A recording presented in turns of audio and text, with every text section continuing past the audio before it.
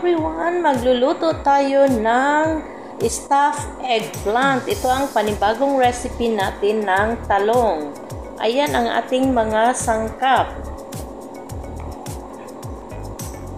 Ito ang ating parsley, tomato, ang ating eggplant, egg, parmesan cheese, flour, garlic powder, ang ating pesto, ating feta cheese, at ang ating breadcrumbs.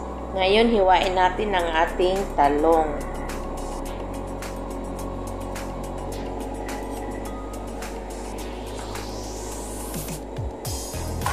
Ayan, hiwain lang natin ng manipis.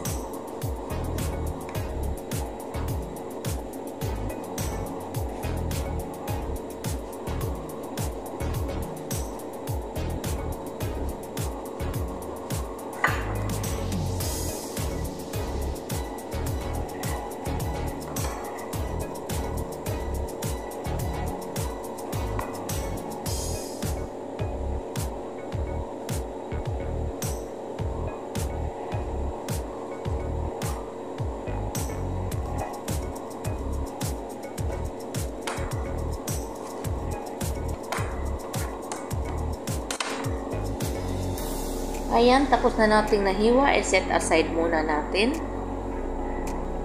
Hiwain natin ang ating parsley.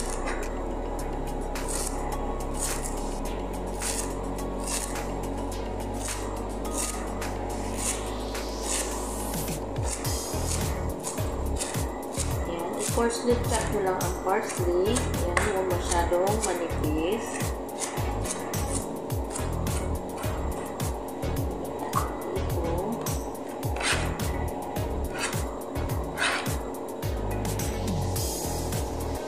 Then, sunod natin ang ating kamatis.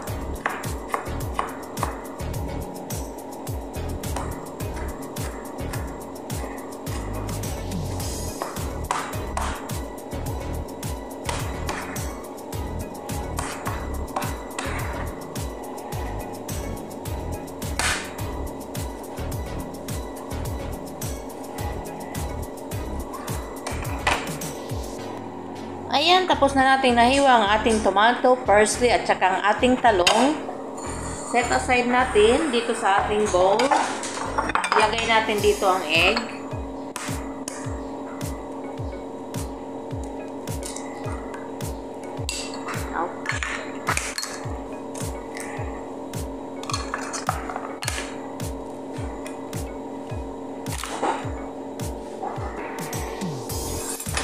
Yan, lagyan natin ng salt, pepper, saka salt.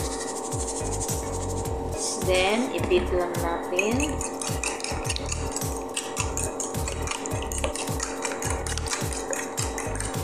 And dito sa kabilang bowl, ilagay natin ang ating flour.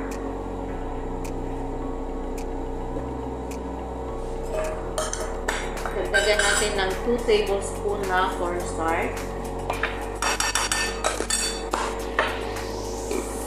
Lagyan natin ng paprika. Ang paprika is optional. Kung walang paprika, okay na po na wala. Lagyan natin ng garlic powder. Pwedeng gumamit ng fresh garlic. At saka ang ating breadcrumbs. Ang breadcrumbs, i-separate natin yan.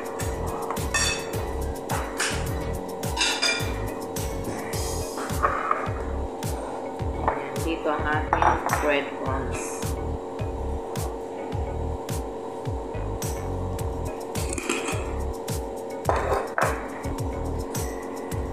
Yung ibang ingredient, ito haluin natin. Lagyan natin ng salt and pepper din. Taste. Yan. Then, mix it well.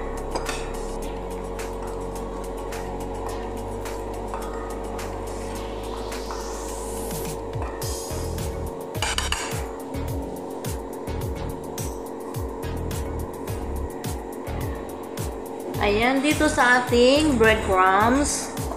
Ayan, na-shred na natin ang ating parmesan. Lagyan natin ng parmesan cheese dito. Lagyan natin ng pepper, salt, konting parsley.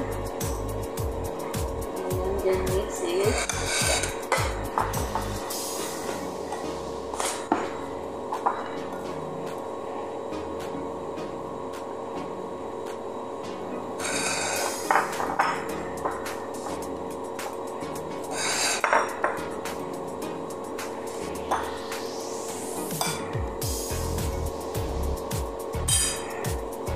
Ayan. Then, i-dip natin ang ating eggplant ganito. Ang gawin natin, i-dip sa flour.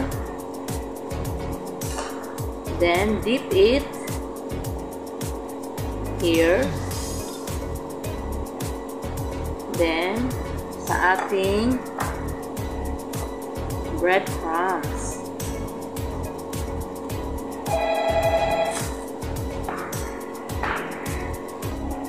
Ayan, dito na preheat na natin ang ating oil. Ipiprito natin ang ating stuffed eggplant. Careful lang kasi ang init ng ating oil. Ayan, i-fry nyo lang yan both side para mag-golden brown lang.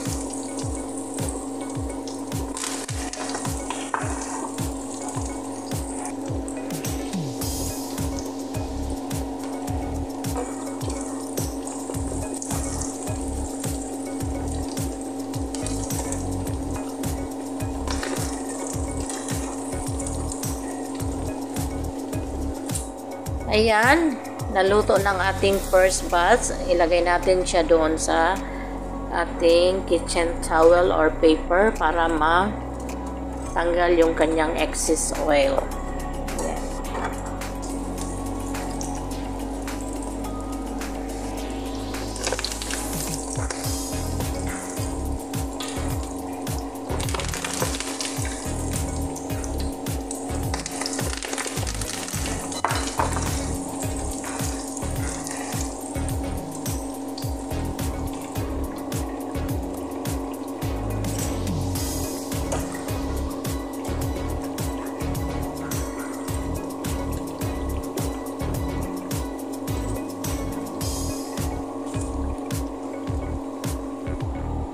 Ayan, tapos na tayong magprito. Ilagay natin dito ang ating feta cheese.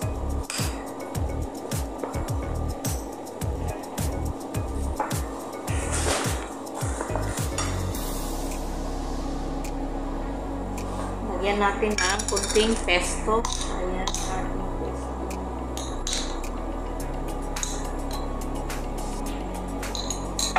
Lagyan natin ng kunting parsley. Ang ating remaining na parmesan cheese. Then, i-mix natin.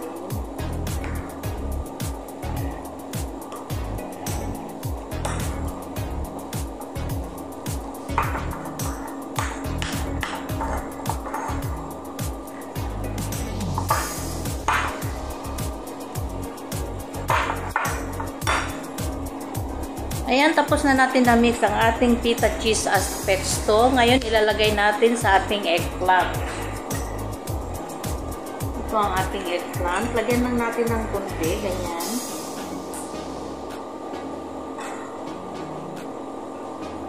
Tapos, i-roll. Then, lagyan ng toothpick para masara.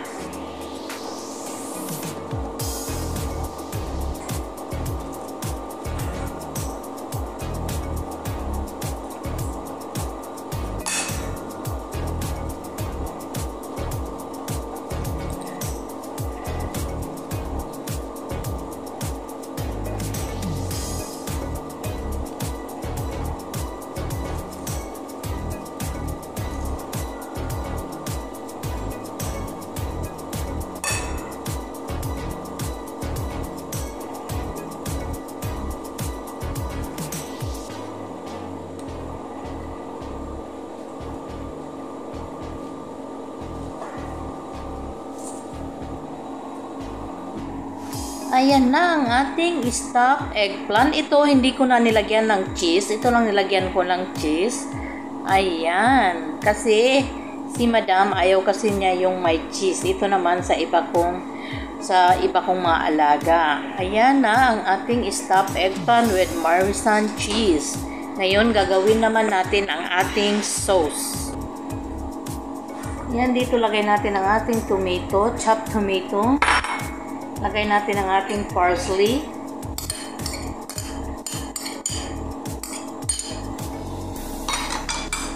Lagyan natin ng salt,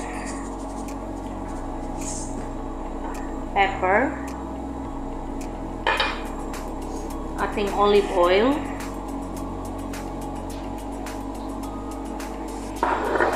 and ang ating lemon. Tapos, i-mix lang natin yan ganyan.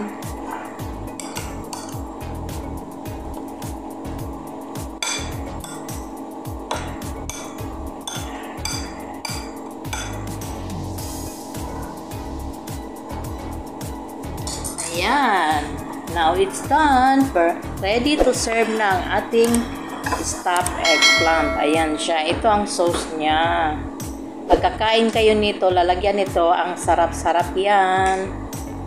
Ayan, maraming salamat. Sa ulitin, bon appetit!